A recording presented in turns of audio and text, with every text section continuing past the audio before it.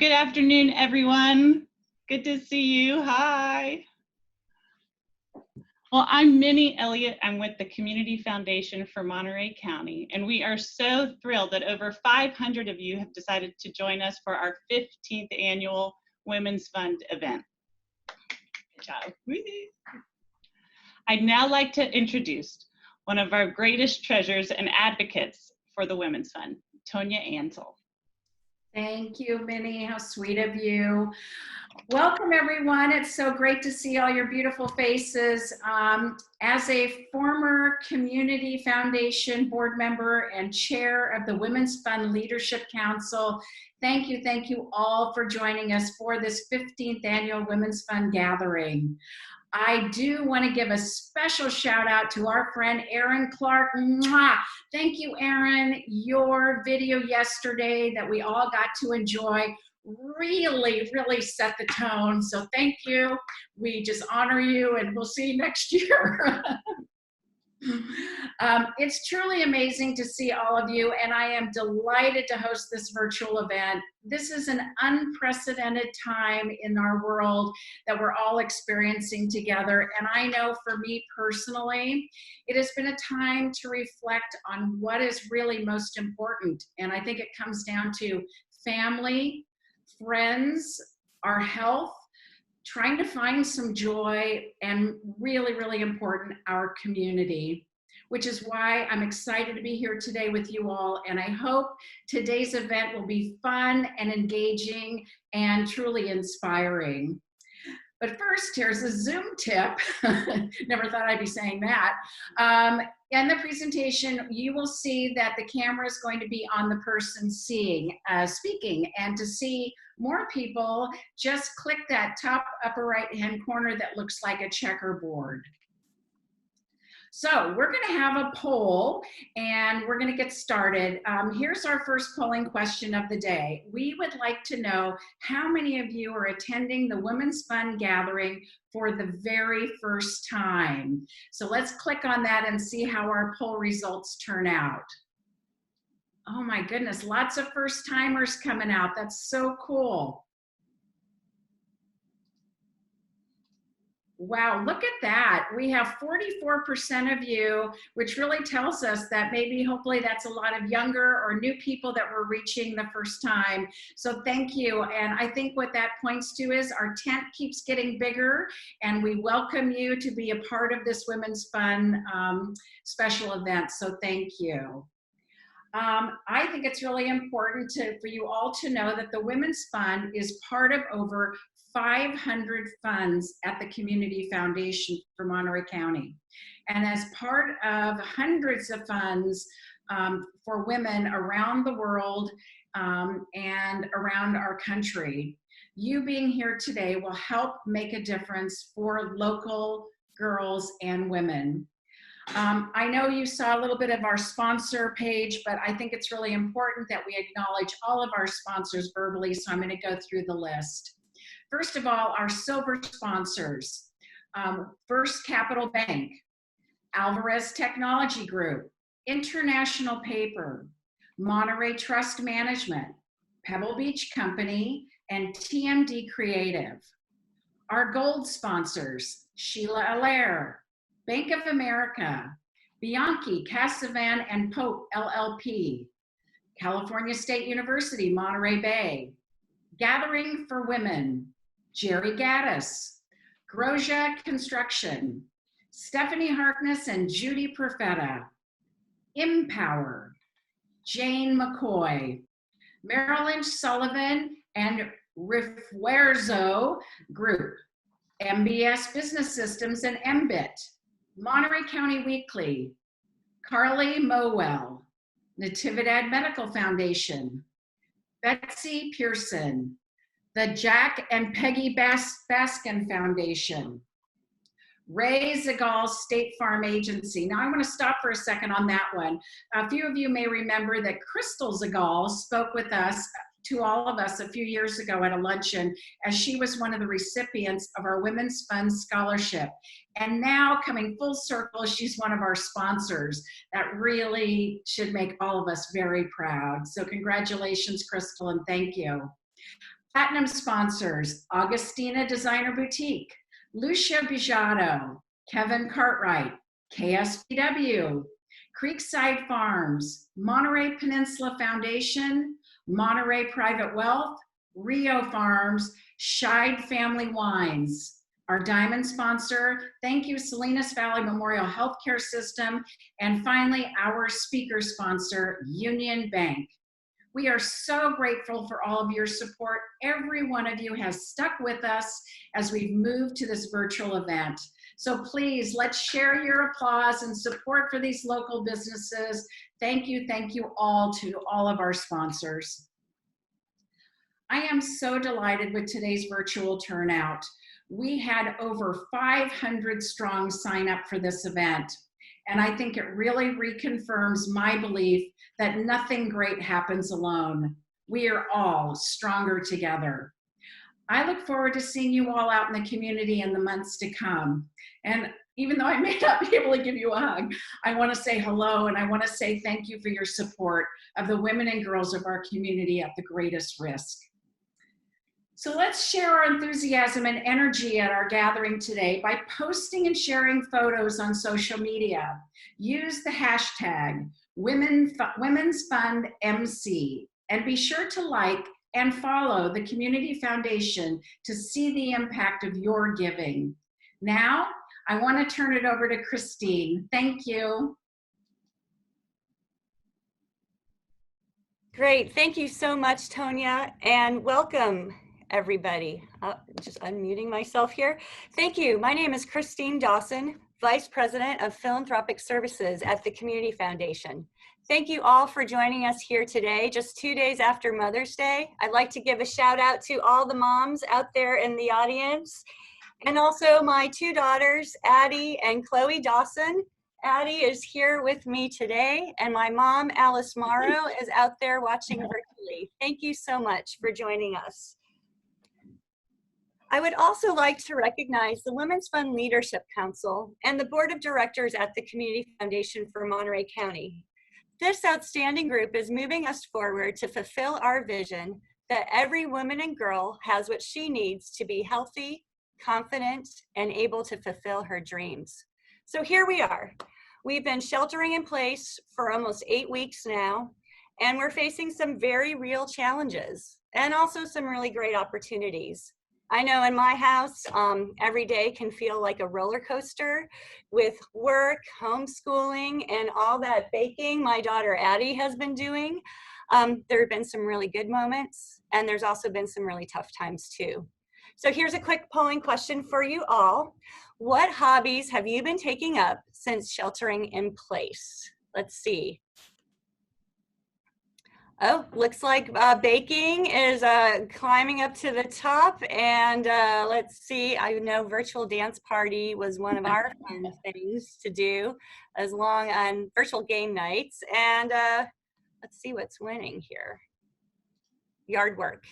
Oh, and virtual gardening and, or not virtual, gardening and yard work, which I have to agree has been so soothing to the soul, so thank you for participating in our question. As I was preparing for today's event, I was both humbled and inspired by the women leaders in our community and our Women's Fund Leadership Council. All over the world, women are stepping up into their role as leaders in their families, in their communities, on the front line as healthcare workers, essential service providers, and leading both in government, business, and civic organizations. As Tonya said, this is an unprecedented and challenging time. We are all being challenged in many different ways. This is a time for us to ask ourselves, what are we committed to, and how can we be in service? And a time to evaluate what's really important in our lives. This is also a time of great creativity and collaboration. People in our community are coming together to come up with creative solutions to address the challenges and hardships that are facing our most vulnerable populations. As with any crisis, it is the people closest to the edge that are hit the hardest. And we are learning that women and children are taking the biggest hit during this pandemic. The U.S. Department of Labor reports that unemployment is rising faster for women and people of color than any other group. Increasingly, reports show that the pandemic and resulting economic crisis impose greater adverse effects on women and girls globally and locally. Women make up 67% of worldwide healthcare workers and 52% of essential workers nationally. Violence against women has increased with the stay-at-home orders. School and daycare closures have forced many mothers to choose between working and caregiving or trying to juggle both. The economic stimulus package also fails to provide relief or protection to undocumented workers, many of whom are women, providing caregiving and childcare. So from immediate health risks to physical safety concerns and to long-term economic losses, women really stand to lose the ground on the road to equality now and actually potentially for years to come. So as we move into another month of the COVID-19 crisis, the Women's Fund for Monterey County is a resource, an advocate, and a partner. The Women's Fund plays a critical role with gender equity funding and giving a voice and decision-making power along with resources to women and their families. Since 2003, the Women's Fund has granted more than $2.2 million to organizations improving the lives of women and girls right here in Monterey County, which I just have to say that is amazing. This year alone, we awarded over $75,000 to support policy and advocacy training for local women to attend the Women's Policy Institute. We are supporting girls' leadership through our partnership with the Boys and Girls Club and the Girls Health and Girls Hands Initiative. We are also supporting education and prevention around human trafficking. And we just awarded over $55,000 in scholarships to help local girls achieve their dreams of a college education. This would all not be possible without you. So thank you for your support. And for the first time, I would also very excited to announce the launch of our new Women's Economics Opportunity Fund that will be providing mentoring, training, and training to women entrepreneurs. The timing could not be better. We want women to have a seat at the table on the other side of this crisis and to be a part of the economic recovery. Together, we will overcome all the obstacles before us. As we always say, when a woman thrives, her family thrives. And when a family thrives, so does our entire community. So I want to thank you all for being here today and thank you all for your support. And I would now like to introduce our keynote speaker, Noni Allwood. Thank you.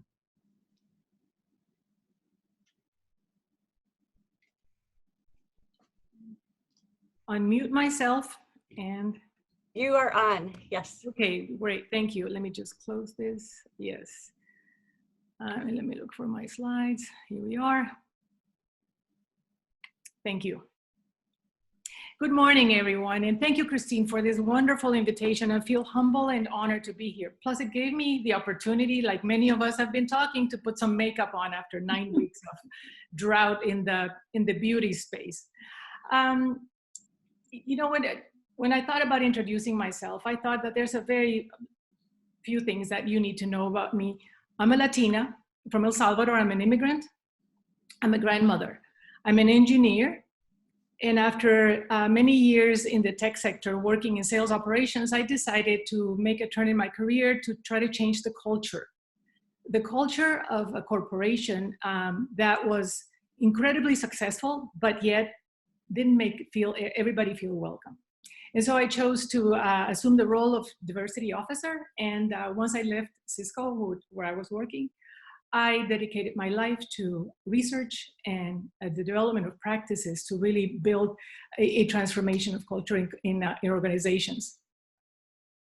One thing that I find very interesting when I go to these companies and I work with them trying to solve the problems of inequality and disengagement of a lot of underrepresented groups is the fact that a lot of companies have, I'm trying to move this, here we go.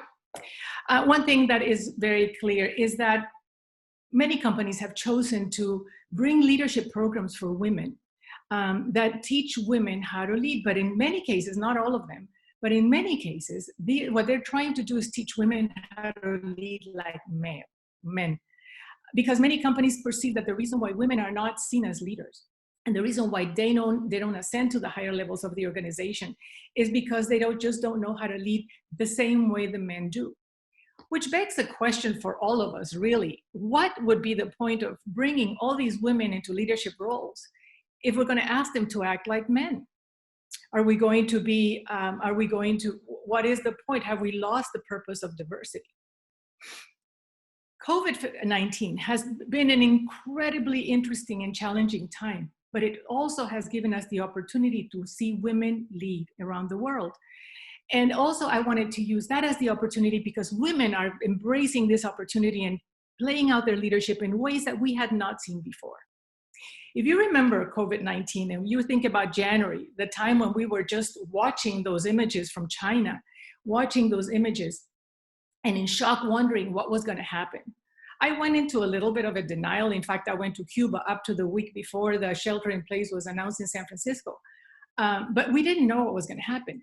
And my point in showing you these many faces, we're not even close to post-corona life. We don't know what that's going to look like. But the point is your leadership, as you led your organizations and led your companies throughout these phases of COVID-19, different things were asked of you in every phase. In some phases it was informing, in some phases it was directing, in some phases it was deciding, in some phases it was simply mandating. And you have to do it all depending on where it is and also depending on where the emotions of your group are. This is something that women have been doing forever.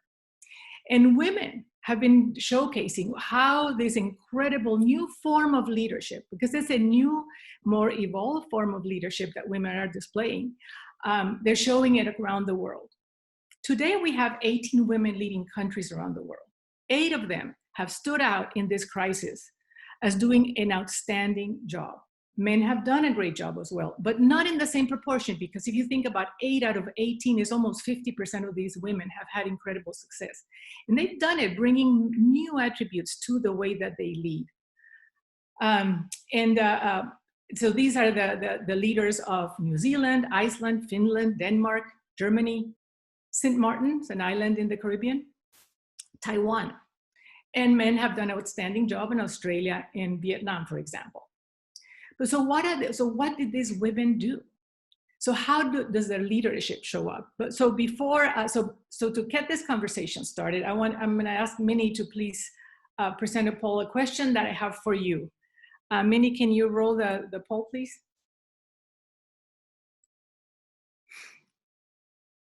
What is important that distinguishes you as a leader?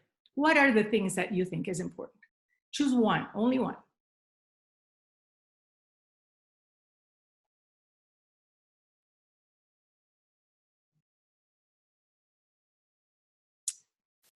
So you see, most of you have indicated that it's what you do, during when the situation is stressful. And there's other things that we're looking at. So let me see here, I'm just trying to close that, here we go. And the reality and the answer to that question is really that pretty much, I'm sorry, I'm having trouble navigating a little bit here, you go. So what the answer to the question is really everything. All the things that we had there make a difference. But this is because it's how you act, how you communicate, and how you look. All 3 dimensions are important. But it's important, the context matters. How you show up as a leader. It varies by industry, by culture, company, and organization. So for example, how you're expected to behave if you're a leader at JP Morgan is very different from the way you're going to do it at the community foundation, or very different how you would do it at Facebook, and very different if you do it in New York or San Francisco. And sometimes it's so granular and so specific that the way you lead in accounting is very different from the way you lead in sales. So you have to always shape your leadership in a way that is effective based on the context. So what are the dimensions of leadership? The dimensions of leadership: presence, The first one is gravitas, which is acting like a leader, which is where your knowledge, your experience, your understanding, and your savviness comes in to say, I have solved this problem before, or I know what I'm doing. This is how you instill confidence. Communications is the second one, which is how you deliver those messages. And then finally is appearance. And appearance is only 7%, which means that you can dress up to a T, you can look like a leader, but if you don't have gravitas in communications, you're not going anywhere soon. It's when you become what is known as an empty suit. But see, here's the deceiving part about appearance. So it's not a deal maker, but it can be a deal breaker. It can be an attribute that really throws off and distracts people from checking out your gravitas and communication. Because people might be busy with your blue eyeshadow and your glitter on your hair and not paying attention to what you're saying. The other thing is that people will make a judgment. If I show up in torn jeans and sneakers and a t-shirt at JP Morgan and try to tell them that I know, and I might know everything that they need to know. I may be the expert that could solve their ultimate problems, but I'm not gonna be seen as credible because my attire completely distracts from what I'm trying to do. So it's just a matter of a choice you have to make. And my point with appearance is there's no right or wrong. You have to do it based on who you are. That's the most important part. It has to be true to who you are. Just, you have to make sure it doesn't distract. It's not unsurmountable. You can overcome it, but it's going to take you time. So that's the only thing about appearance that I'm going to talk about today. So what is gravitas? Gravitas is a set of attributes, and here are the 6 things that men and women, people across races and ethnicities, said that were the most important things. And you were very right. Confidence and grace under fire is number 1. If you've ever watched a Senate hearing, you would know exactly what I'm talking about. We got surprised by people we thought were going to do well, or perhaps people that do extremely well in their world, in their bank, in their institution, in their state, in their whatever it is. They come to a Senate hearing and they completely melt down. And we've had opposite reactions as well. And this is where these women started to shine, those women of these countries that I talked about. Because, for example, the Prime Minister of Finland, she's the youngest leader in the world, youngest president in the world. She's a prime minister. She was newly elected, so she's new to the job, and the coronavirus comes along. She has a lot to prove, because what she did with the virus or the pandemic was going to be a sign to all her country that she could lead going forward.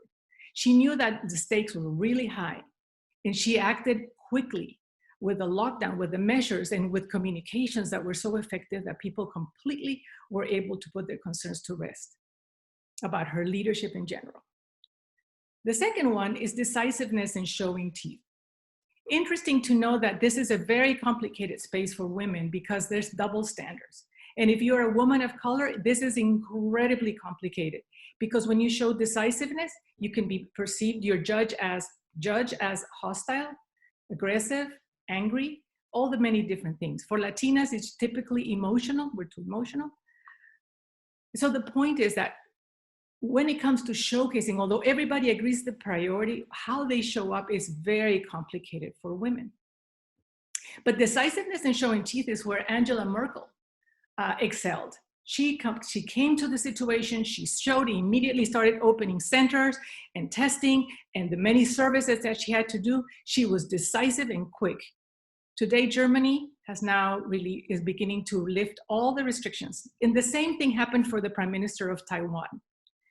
Knowing that China was in the state of crisis in the Wuhan province, this woman, and you know the relations between China and Taiwan are very tight. She had to then show up and make those decisions when it was really early on, preventing a pandemic to go into the levels that had gone in China and Taiwan. So she did a phenomenal job. Integrity and speaking truth to power. What happens when people don't want to hear what you have to say? St. Martin, the Prime Minister of St. Martin, was a great example of that because her island didn't even had a handful of cases. People going, what is your problem? And people didn't want to hear it. They were having a great old time. She had to come in and pretty much break the party and tell them that they were going to go and simply don't move. She instilled all kinds of messages. She communicated frequently, and she was able to contain the crisis even before it started. When it comes to emotional intelligence, this is more and more talked about these days, and emotional intelligence is interesting because it's something that in the past has not been seen as an incredible leverage for leadership. Jacinda Ardern, the Prime Minister of New Zealand, has demonstrated this over the years. She is fantastic. She's relatively young. But last year, she had a chance to show this incredible emotional intelligence during the shooting of the Muslim children in the school. She was able to reach out to the Muslim community. She was able to reach out to the school children. And she took measures immediately to make sure that this never happens again. That's a wonderful showcase. The Prime Minister of the other things that she did is that when she would go into her speeches, she would always invoke kindness to each other, compassion for each other, inciting New Zealanders to be kind and take care of each other.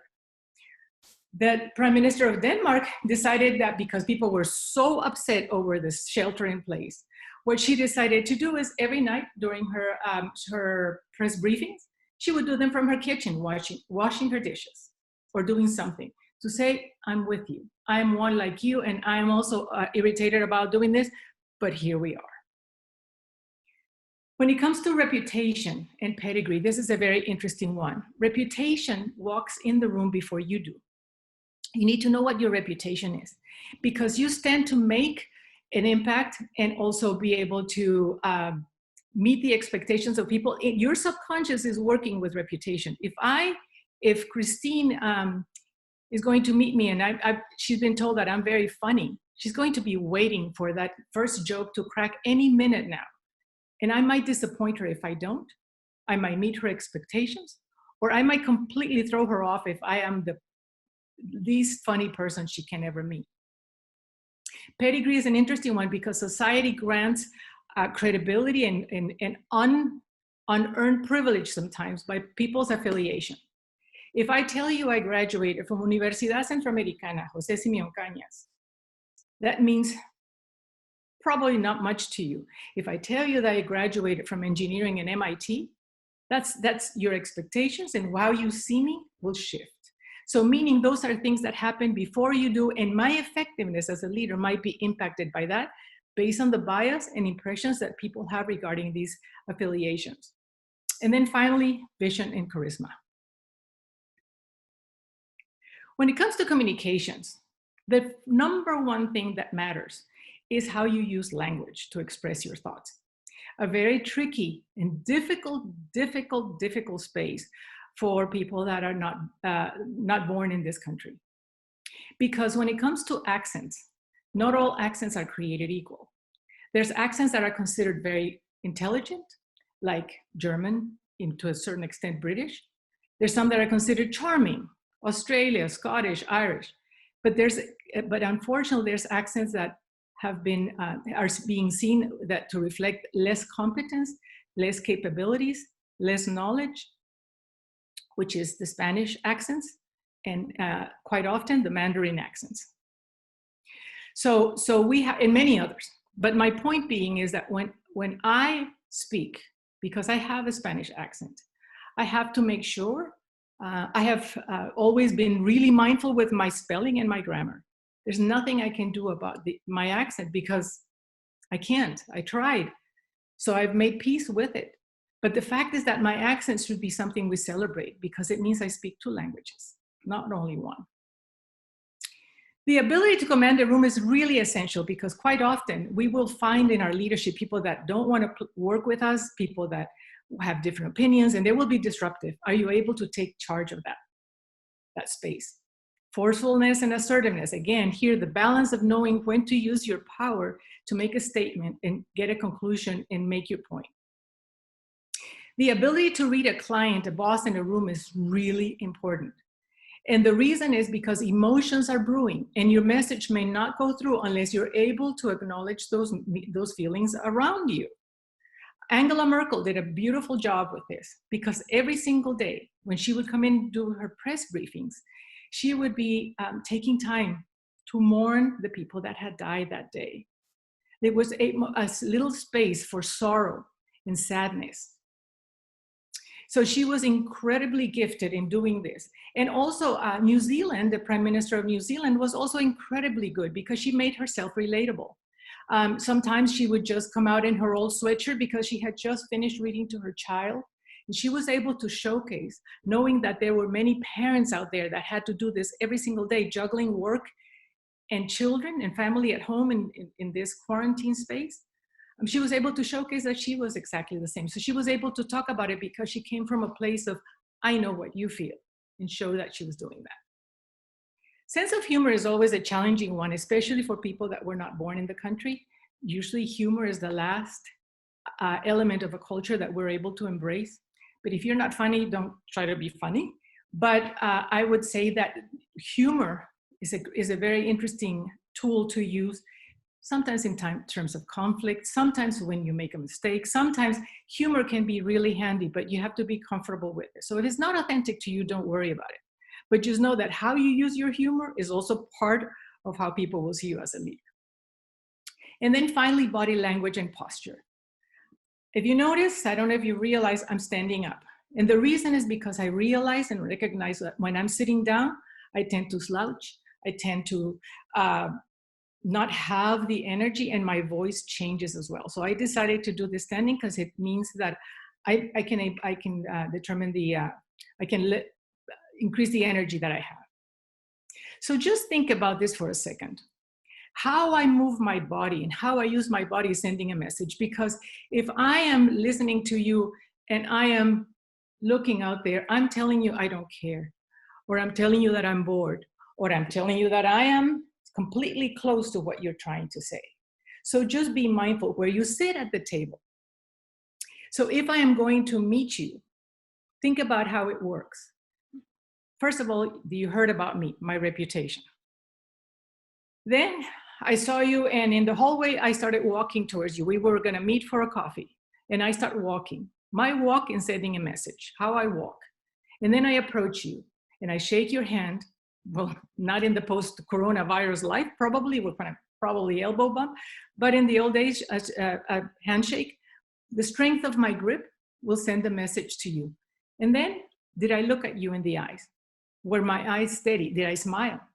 All those things, and I still haven't said a word. Because the way it works is that your mind takes about 250 milliseconds when you meet someone to determine if they're competent or trustworthy. So by about the 250 millisecond mark, your brain has already made a conclusion already, and it's going to be fighting that conclusion as I get to know you, and you get to really know how true that was. The other interesting thing is that the brain takes 3 seconds because it's busy trying to determine 13 things about you. Among them, am I straight or gay? Am I successful? Am I an extrovert? Am I aggressive? And all those things come, but things that it's crazy. For example, the aggressive, it has to do with the ratio between your forehead and your chin. Successful, it's determined by the length of your gait. When you walk, how wide is your gait? And there's an association. My point being is that I'm going to meet you. You heard about me. You saw me walking. I shook your hand. You look at me. I haven't said a word. And your brain has already made that judgment. And that's where unconscious biases come in. Because what happens is that for women and underrepresented groups, because we don't get to play so much and be seen so often, there's a very little margin to get it right. The judgment goes from one extreme to the other, too passive, too aggressive, too loud, too quiet. And the line to get it right is perfect. And the memory of mistakes lingers when it comes to us. So we gotta be mindful of how important it is to have role models, which you all are in your communities. Please take the time. This is why role models matter so much. We don't get to see them. So are women changing the world because they're women? Is this a women leadership, or is this a new style of leadership that the world is embracing? It's the second. The world is becoming more diverse. These women have been able to secure trust and confidence levels in their country that go above 70%, which is very high. And those 70% are not women. They are men And women, all kinds of ethnicities, all kinds of capabilities, all kinds of education, and they're all together saying, yep, I'll follow her.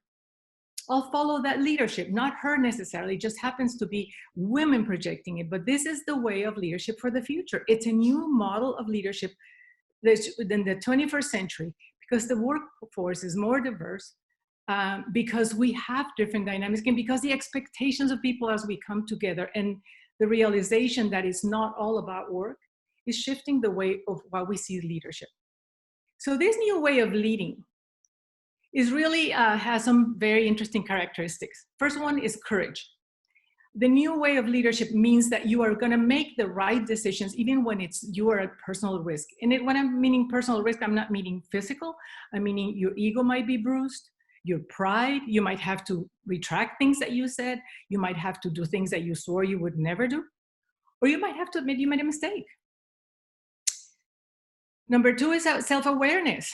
You have to know yourself. Leaders in this new model have to know what triggers their anger, what's frustrating, look in their own biases, and perhaps determine that you have some misconceptions around certain people that you need to be aware so that you can disrupt it.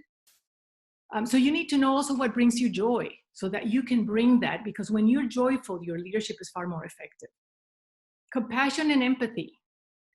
How do you put people and emotions ahead of ourselves and ahead of the work? Because ultimately it's all part of the person that comes in the best ideas that they can offer you.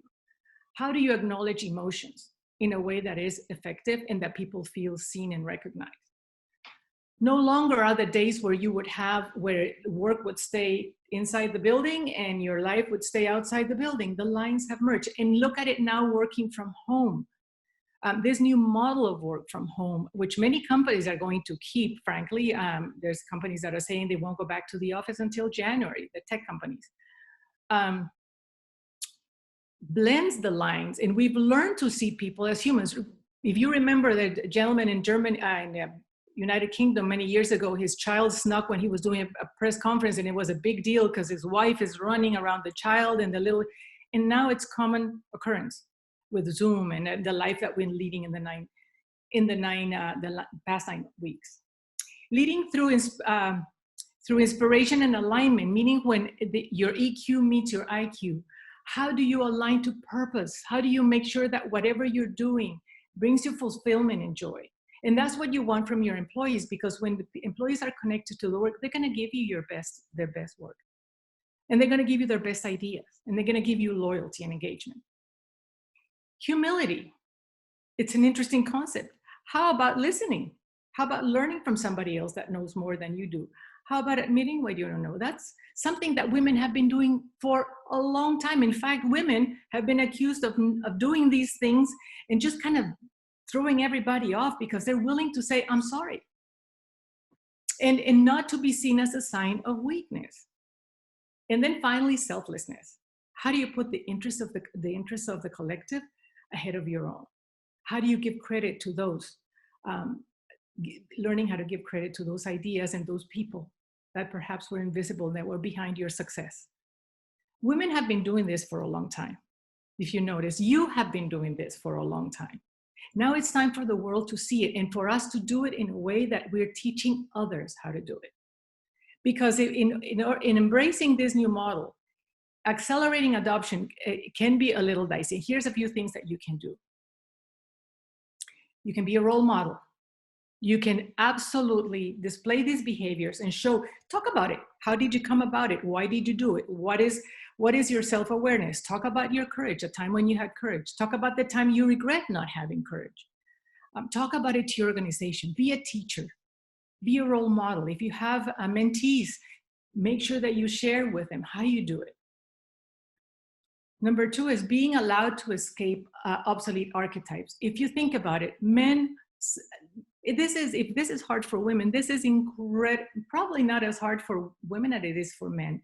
If there is a man outside, and many leaders have said this, they would like to embrace leadership styles that are a lot softer, with more empathy and more compassion and selflessness, and they run the risk of being called soft or weak. Because if it's hard for women, it's even harder for men to break from those archetypes. We know that we did not want to be like another guy pounding on the table and yelling and cursing and all those things. That if that's not who you are, that's not what you want to do. But for a while, it seemed like that was the only way. We're saying, no, that's not the only way. Embracing diversity and difference as assets. No longer is the conversation around diversity a separate conversation. No longer is the conversation around diversity one that is done by the Chief Diversity Officer and HR. You learn to showcase how difference can be assets, different opinions, are essential for innovation. So no longer is this considered a little separate extra project. It's at the core of the enterprise, at the core of the organization. The promotion of true authenticity. And what I mean by true authenticity is, can you bring your emotions to work? Can you bring your disappointment, your sadness, the mourning of a loss, a concern, a worry that you have? Can you bring those emotions, or perhaps sadness that things are changing, whatever that might be?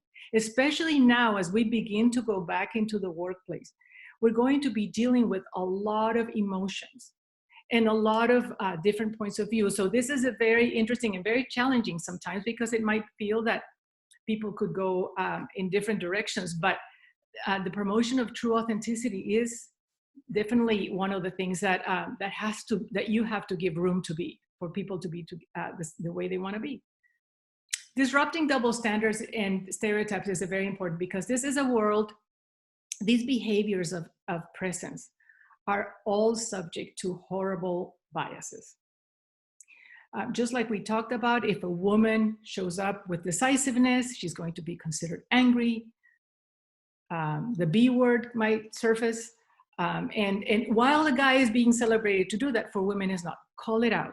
If you see these behaviors, call it out. And make the time to challenge people. When you have biases, the interesting thing about bias is that they are unconscious. People don't see it. And training does little to disrupt that. The way you disrupt bias is through self-awareness, and also to making sure that you disrupt it. You watch it in interaction, you see that there's biases going on, make the time to call it out. And you can do it in private, and you can pull the person aside, and you can say, listen, why are you asking those things? And when people say, that woman, oh my God, she's so emotional, make the time to ask, what exactly did you mean by that? And perhaps even say, would you say the same if she was a man? Because that's how we do it, by calling the truth. That's what disrupts biases. And then finally, listening and doing more learning than talking. What a concept. Get everybody in your organization. You have something to learn from everyone around you. Make sure you take the time to do that. So this new model is, some people are calling the 21st century leadership model. It's not for women only, it's for men and women, because that's what the audiences, the constituencies, the organizations really want and need. Nothing inspires women, and we did some research around this, than being able to be attached to their purpose. So this is the new path, and this is a new model to engage, especially as we enter a very competitive job market. Lynn Twist is a dear friend of mine, and she's the author of a book called The Soul of Money. And she always talks about this Cherokee legend. And it talks about the Sophia century. And this is, the Sophia century is this century, the 21st century, where it is the century where women are finally going to reach balance of power with men in the world. The way the Cherokees talk about it is they like to say that the bird of humanity has been flying with one wing, and the other wing has been stuck, and it has not been allowed to fully extend and really help. It's been sitting there. But the other arm is tired. The other arm is exhausted, and it's battered. It's a lot, and it's not working that much anymore. So the bird of humanity needs both arms, men and women, to be able to take us into the future. So thank you. You are already doing this. Now it's time for the world to see it. As you can see, this is not an exclusive.